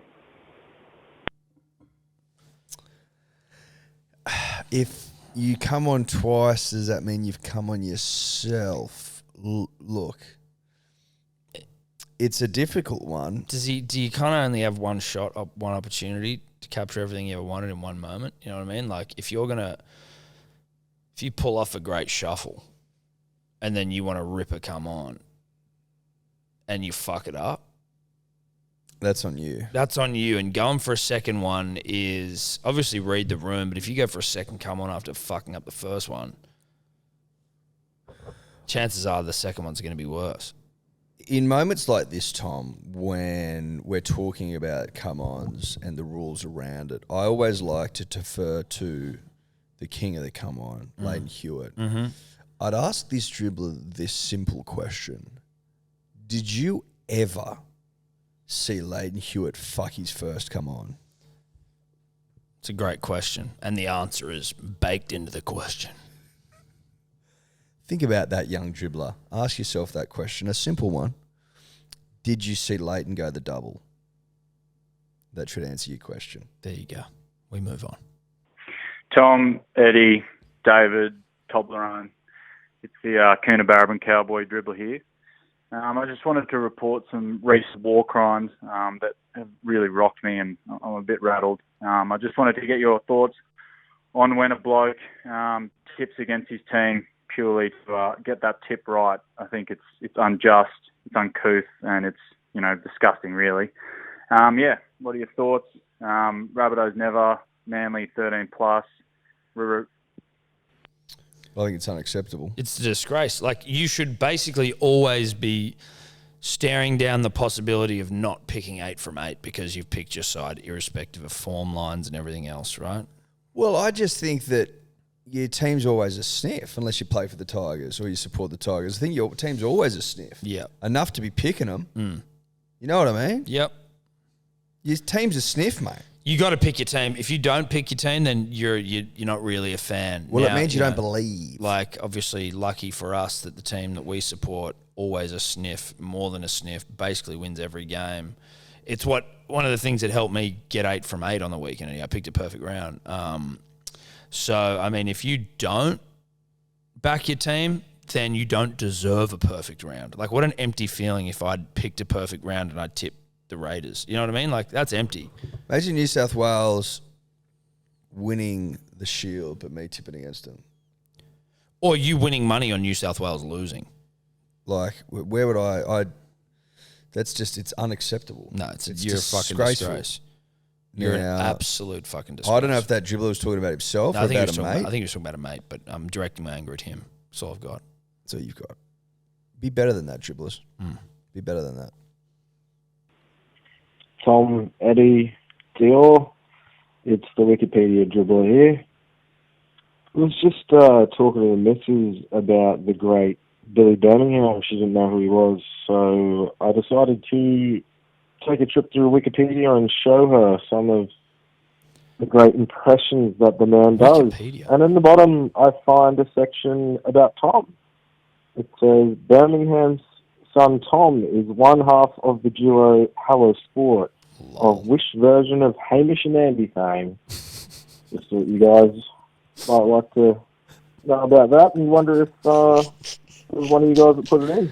Anyway. Wait, where is it? At the bottom. Birmingham's son Tom is one half of the duo Hello Sport, of which version. That's great. That is fucking good. That's fucking great. I love how it just ends without a full stop. That's even dribbly. Yeah, it is dribbly. That's good stuff. Whoever did that should be proud of themselves. Yeah, that's good stuff. Hello Sport's also 2 words, but that's not a big deal. That couldn't be dribblier. No, that couldn't be dribblier. No full stop. Fucking all over Yeah, the put shop. Hello Sport in quotation marks like someone's saying He's got it. son in capitals. Yeah, just all over the place. That's good stuff. That's you can tell that's got the fingerprints of a dribbler all over it. All over it. It's terrific, but it's good. No, it's great stuff. Well it's done. Great stuff. Well done to I you. half think that it might even be this gentleman, because if you were showing anyone something about someone, do you take them to their Wikipedia? That's a good point. And you're not going to get the impersonations that he was looking for on Wikipedia. You go to YouTube. Yeah.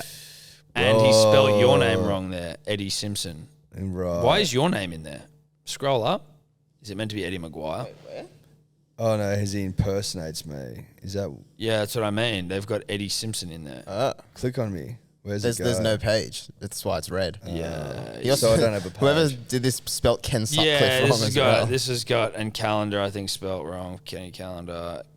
Yeah, this guy's thrown in some shit here. Good for him though. But he's felt like he's come here to like, you know. How does Ken Sutcliffe not have a page? He would. That's why he spelled his name. Right. And Eddie Simpson, i.e., you know, Ken Calendar, I think is the calendar spelled differently for him. Anyway, good dribble. Good dribble. Last one. Here we go. Last one. Bring it home. Bring it home. Thomas, Eduardo, Dior, Dave, and Tommy Tobler. We're at the Royal in Marrickville watching the Manly Canberra game. And we're wondering, have you seen 14 Peaks? Amazing documentary, right? Nims Persia, beautiful. Climbs all the 8,000 metre peaks. in 6 months or whatever. Breaks the world record, amazing stuff, right? Dribbler territory. Now, has he ever thought about the idea of climbing Ruben Goeg's cheekbones? I heard that he was disappointed that he hadn't climbed. It's like the final fucking frontier. The 15th peak is Ruben Goeg's cheekbones. Beers soon, we love ya. Well, it's a great question. The 15th peak. Yeah, Mount Garrick. I mean, what the fuck? They made a full doco about this and they didn't include Ruben's cheekbones. That's a disgrace. That is fucking disgraceful. Know that dribbler has illuminated the simple fact that Ruben Garrick's cheekbones so high they are the 15th peak. Yet to be summited. They haven't been summited in the summer or the winter. No. Yet to be summited. Except by Ruben himself. Ruben is the peak. You know what I mean? Can you summit yourself? It's a great question. You know, let's end on that question. I don't know if we ever finished on a question. You know what I mean? This is it. Can you summit yourself? See you next week. Well, see you on Thursday. See you on Wednesday, really. I'll see you on Wednesday. See you later in the week. We'll see you tomorrow, probably. We got also to Volkanovski, you know. We'll see you again this week. We'll see you again this week really soon. Bye-bye. Can you summit yourself? Could you two just not talk anymore?